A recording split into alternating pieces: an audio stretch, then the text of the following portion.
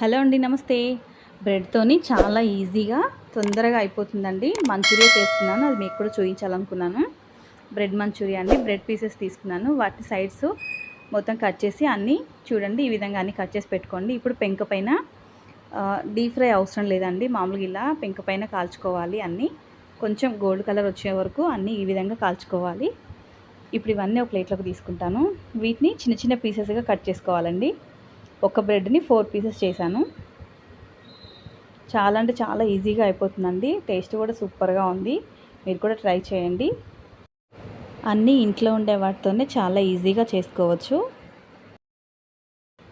కళాయి పెట్టుకొని 1 గంట ఆయిల్ వేసి ఉల్లిగడ్డ, పచ్చిమిర్చి, వెల్లుల్లి కూడా సన్నగా కట్ చేశానండి. కొద్దిగా కరివేపాకు కూడా వేసాము.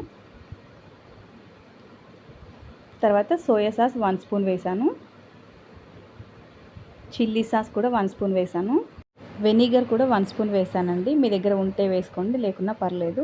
కొన్ని వాటర్ పోసుకున్నాను. మీరు ఎంత బ్రెడ్ పీసెస్ ఉంటే దాన్ని చూసి క్వాంటిటీ చూసి పోసుకోండి వాటరు. తర్వాత కొద్దిగా సాల్ట్ వేయకపోతే కొంచెం చప్పగా ఉంటుందండి, అందుకని కొంచెం సాల్ట్ వేసుకోండి.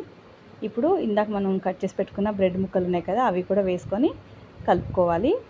టేస్ట్ చాలా అంటే చాలా బాగుందండి, మీరు కూడా ట్రై చేయండి. మీకు ఎలా వచ్చిందో కామెంట్ బాక్స్లో కామెంట్ చేయండి. ఈ వీడియో మీకు నచ్చినట్లయితే ఫ్రెండ్స్కి, ఫ్యామిలీ మెంబర్స్కి షేర్ చేయండి. ప్లీజ్ లైక్ చేయడం మాత్రం మర్చిపోద్దండి. కొత్త వాళ్ళైతే సబ్స్క్రైబ్ చేయండి. చూడండి, చూస్తుంటేనే చాలా బాగుంది కదా. 5 మినిట్స్లో అయిపోతుందండి, ఎక్కువ టైం కూడా తీసుకోదు. ఈవినింగ్ పిల్లలు స్కూల్ నుంచి వచ్చే టయానికి ఇలా చేసి పెట్టండి, చాలా ఇష్టంగా తింటారు. త్వరగా కూడా అయిపోతుంది. మొత్తం కలిసిన తర్వాత కొత్తిమీర వేసుకొని గార్నిష్ చేసుకోవాలి.